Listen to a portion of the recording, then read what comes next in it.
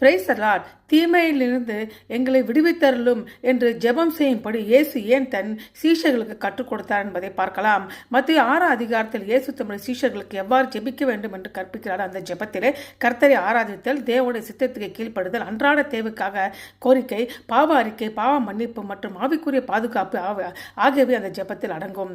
மேலும் சரீர பிரகாரமாக தேவைகளுக்காக மாத்திரமல்ல, ஆவிக்குரிய விழிப்புணர்வுக்காகவும் தீய சக்தியில் இருந்து மீட்புக்காகவும் ஜெபிக்க இயேசு அவர்களை பயிற்றுவிக்கும்படியாக எங்களை சோதனைக்குட்படுத்தாமல் தீமையிலிருந்து எங்களை ரட்சித்துக் கொள்ளும் என்று மத்திய 6 அதிகாரம் 13ஆம் வசனத்திலே இயேசு கற்பிக்கிறாரு.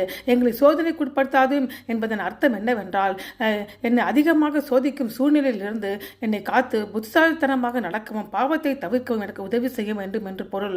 இரண்டாவது, தீயவனிடமிருந்து எங்களை விடுவித்தருளும் என்பதன் அர்த்தம் என்னவென்றால், சாத்தானின் தாக்குதலில் இருந்து என்னை காப்பாற்றும் ஆவிக்குரிய ரீதியாகவும் உணர்ச்சி ரீதியாகவும் எங்களை காத்தருளும் என்று பொருள். ஏனென்றால் நமது போராட்டம் மாம்சத்தோடு இரத்தத்தோடு மாத்திரமல்ல, வானமண்டலத்தில் உள்ள பொல்லாத ஆவிகளும் சேனைகளோடு நமக்கு போராட்டம் உண்டு. எதிராளி ஆகிய பிசாசன் அவன் கெச்சிக்கிற சிங்கம் போல எவனை விழுங்கலாமோ என்ற வகை தேடி சுற்றித் திரிகிறான். ஆகவே யோபு சாத்தானால் தாக்கப்பட்ட போது தேவன் அவனது உயிரை பாதுகாத்து இறுதியில் அவனை மீட்டுக் கொண்டாரு. இயேசு வனாந்தரத்தில் சாத்தானால் சோதிக்கப்பட்டார். அவர் தேவனுடைய வார்த்தையினால் தீயவனை ஜெயித்தாரு.